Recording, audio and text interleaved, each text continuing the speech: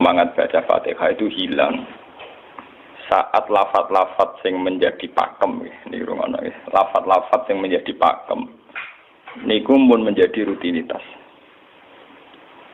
Nggih, lafaz-lafaz yang dadi pakem mun dadi napa? Rutinitas. Agama atau apa saja itu kehilangan roh ketika hanya menjadi rutinitas. Ketika kita maca misalnya alhamdulillahirabbil alamin, bahwa segala puji, segala nikmat, segala keagungan, segala yang ada di bumi ini hanya milik Allah Rabbil alamin. Itu satu kata pakem dalam Islam ini, satu kata pakem dalam Islam, bahwa segala puji, segala kebaikan, segala yang baik itu milik Allah. Kenapa ini dikatakan pakem? Di era jahiliyah tentu orang mengkaitkan nikmat itu karena berhala, karena lata usia. Di era modern orang mengaitkan nikmat karena uang, karena fasilitas. Di era yang semu kayak ini orang nikmat nunggu kalau jabat, kalau punya uang, kalau punya pengaruh. Sehingga saat orang bisa memusnahkan itu semua, menghilangkan itu semua, dan meyakini bahwa semua nikmat itu karena Allah, semua kebaikan juga karena Allah. Maka ini menjadi pakem dalam Islam. Alhamdulillah, bahwa yang berhak dapat puji hanya Allah, yang dapat pujian hanya Allah. Sebab itu Allah benar-benar tersanjung sampai ketika faida qalal abdu alhamdulillahirabbil alamin qala hamidani abdi hamida muji ini sapa napa abdi. Nah, kata pakem dalam alhamdulillah ini benar-benar pakem, satu kata yang luar biasa, satu pakem. Karena alhamdulillah ini harusnya bisa menghilangkan kesyirikan, kegembiraan di luar karena Allah. Dia memantapkan tauhid, memantapkan segala yang menuju tauhid dan menghilangkan yang berbau napa syirik. Niki penting kula aturaken sehingga roh bahwa alhamdulillah sebagai ruhul Islam itu kelihatan sekali. Mboten hamidullah tapi alhamdulillah amun salah paham nggih. Kula bolak-balik matur. Dalam ilmu tasawuf maupun ilmu balaghah. Cara ilmu balaghah niku nak muni hamidullah niku bahasane insa. Nggih, bahasane napa? Insa. Hamid tu muji ingsun Allah ing Allah. Niku cara balaghah, cara tasawuf. Kowe iku sapa kok nganti muji Allah? Mau memuji tenan muji nganti sepiro. Sebab itu di Quran itu tidak ada kata alhamdulillah yang diisnadkan lil mutakallim. Semua Quran, semua hadis itu Nabi tidak pernah mentradisikan misalnya orang sabbahtu wa atau hamidu wa. Tapi semuanya dengan bentuk pakem, itu kalam khobar. Kalam sudah menjadi kalam khobariyah. Alhamdulillah, subhanallah, walhamdulillah. Sultan adalah orang agung. Dengan mengatakan saya menghormati Sultan. Itu beda sekali. Kalau saya menghormati Sultan, artinya saya pribadi menghormati Sultan, mbah wong liya. Atau kowe menghormati Sultan, oleh menghormati nganti sepi. Beda kalau dipakemkan. Dipakemkan gini, Sultan adalah manusia agung. Gitu. Itu semua orang yang menyalahkan Sultan itu salah. Terus sampai dengan segala keputusan kepakeman alhamdulillah, akhirnya orang ada isek. Nah, ketika isek ini, rindu ini ke makam hudur. Ke makam apa? Hudur. Nah, makam hudur ini kemudian diekspresikan lewat redaksi iya karena hudu wa iya.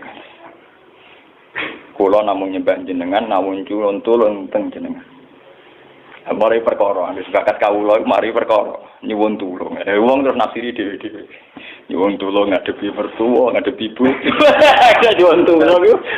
Nyuwun tulung dadi caleg, dadi DPR, nyuwun tulung duwe pengaruh. Agar nyuwun tulung bakat manusa mesti bulat. Sebab itu diterangno ihdinas shiratal mustaqim. Bahwa nyuwun tulung itu sangat erat kaitannya dengan hidayah. Itu shiratal mustaqim itu apa? Quran narifi namung alladzina an'amta napa alaihim. Ki pokoke dalane tiyang sing jenengan paringi nikmat. Itu kan gak jelas kriteriane. Dalane tiyang sing jenengan paringi napa? Nikmatnya Allah itu nomor satu yang jelas itu iman sama ridho sama qada qadar. Niku eling-eling. Sebab itu an'amta alaihim bentuknya kayak apa ya? Bentuk yang digedhaki Allah. Dalane tiyang sing jenengan paringi nikmat. jangan tafsirkan. Ya, tapi kemudian itu tadi orang selalu banyak kepentingan. Sing seneng duit nikmat di duit, sing seneng jabat ya nikmat di jabatan, seneng wedoan nikmat di bojo ayu akeh. Paham ya, sing seneng pengaruh nikmat ya ana sing nyucupi, ana sing gilo, seneng omongan didang-diding wong enggak nggih macam-macam. Terus diterusaken siratal ladzina an'amta 'alaihim ghairil maghdubi 'alaihim. Wae pantangane wong takwa mesti paling ditakuti itu kalau Allah tidak berkenan. Pantangane wong takwa mesti tok, jangan sampai punya sikap sing Allah tidak. Nah yang paling dekat dengan sifat Allah tidak berkenan, yaitu tidak bisa syukur. Dia rungokno tenan. Mau kowe kaji ping 100 apa ya angger ra iso syukur ora ngambu swarga. Paham ya? Jadi karena tidak syukur itu awal dari orang janggal dengan keberadaan Tuhan. Sebab itu tidak ada hadis se-ekstrim kayak orang tidak syukur. Wong zina hadisnya ringan. Wong mateni wong hadisnya ringan. Tapi kalau orang tidak syukur, malam yaskur na'mai walam yasbir ala balai fallatu proban siwai wal yakhrus min tahti ardi napa wa sama. Sing ra syukur mek nikmatku, ora usah anggap aku pangeran. Ora golek pangeran liya, ku entek-entekan. Kon golek pangeran. Kok sama kon bumiku. Dosane zina mateni wong, iku jek ana istisna ilaman. Tapi kalau dosane ra syukur ndak ada ilaman tak. Pokoke hukume pangeran baku. Waling kafar tu mina agabin apa? Rasa itu ora ono istisna ibad, ora ono ilaman tak ora ono. Itu hormati. Sama latih diri. Wong aku urip dhewean iso syukur ndak. Kadang ning dalan dipisoi wong salah paham dipisoi. Kita harus melatih diri. Ternyata itu tidak apa-apa semua. Kalau kita berlatih hari itu tidak apa-apa. Jangan sampai syukur kita ini terbiasa dengan hijab. Misalnya syukur nanti duit, syukur nanti untuk prestasi. Itu harus kita latih. Kalau enggak, kita akan terjebak syukur bersyarat. Hubungan dengan pangeran bersyarat. Syukur apa? Bersyarat. Bangunan politik tapi hubungan dengan Tuhan harus dimulai per detik. Bukan nanti-nanti. Karena ini hukum pakem. Dengan atau tanpa kita, ya alhamdulillah. Makanya ketika alhamdulillahirabbil alamin fa idza qala al abdu alhamdulillahirabbil alamin qala hamidani abdi. Nah, kesaksian ulama yang pada tingkat demikian tadi yang kayak saya terangkan tadi, itu kesaksian yang nanti ulama itu sejajar dengan malaikat, bahkan sejajar dengan Allah. Mulane ketika Imam Ghazali ora ono ulama kecuali wali. Ngger ulama kok ora wali, kok serapati ulama. Mergo kesaksiane ulama disejajarno kesaksiane malaikat bahkan kesaksiane pangeran. Iki sing disebut ning ayat syahida wa annahu la ilaha illa huwa wal malaikatu wa ulul ilmi. Harusnya ulul ilmi kesaksiannya setara syahida wa annahu la ilaha illa huwa wal malaikatu wa ulul.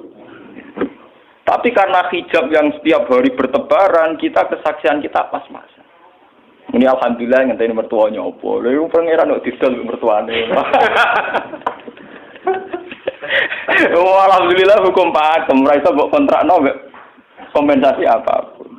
Paham ya? Wong senenge ngenteni ana sing hormat, susah ana sing lecehno.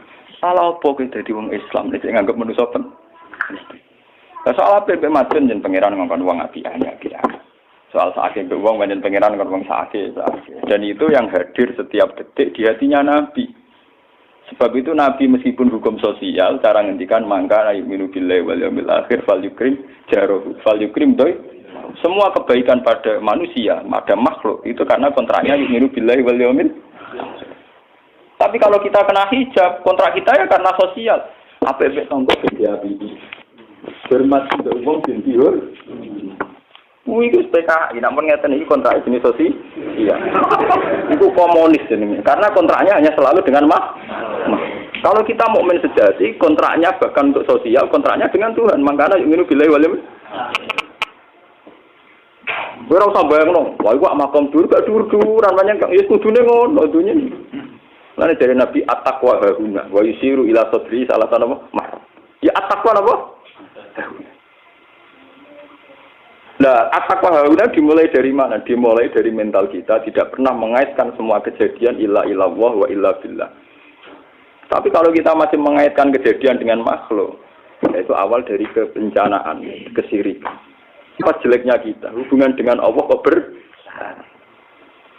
Alhamdulillah, segala puji milik Allah. Milik Allah ini itu Allah latih. Umpama kowe ngamal ya ora ngrasa berjasa, mergo kowe yakin segala puji milik Allah. Umpama kowe dijasani wong ya ora terus ngrasa utang jasa nemen-nemen mergo kabeh nikmat ya sangka Allah.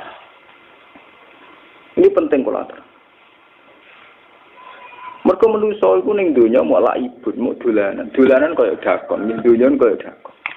Kula sebagai manusa nek dikei dhuwit tiyang nggih perasaan. Misale wong kula lesu dikei mangan wong nggih perasaan. Tapi sak-isa-isane wong ngekeki mangan, mergo ora sing dikekno. Rupa-rupane nasi, sing nggawe nasi ya Allah. Lah mbok ekstrem no wong nganti iso ngekeki sego mergo iso mlaku ning bumine Allah. Tetep perangkat terbesar adalah jasane Allah. Paling banter jasane manusa iku mung mindah kaya dakon. Iki sego ning kene dipindah ning kene. Sego sing asline ning omahe dhekne dipindah ning kene. Sak kaya dakon. Tapi sing duwe sego kan tetep pangeran. Dekne iso liwat ning bumi iki ya bumine pangeran. Bahkan dekne dhewe pangeran. Lho kenapa kamu lebih gampang melihat ini ketimbang melihat sandure ini? Iku jeneng hijab, paham tuh?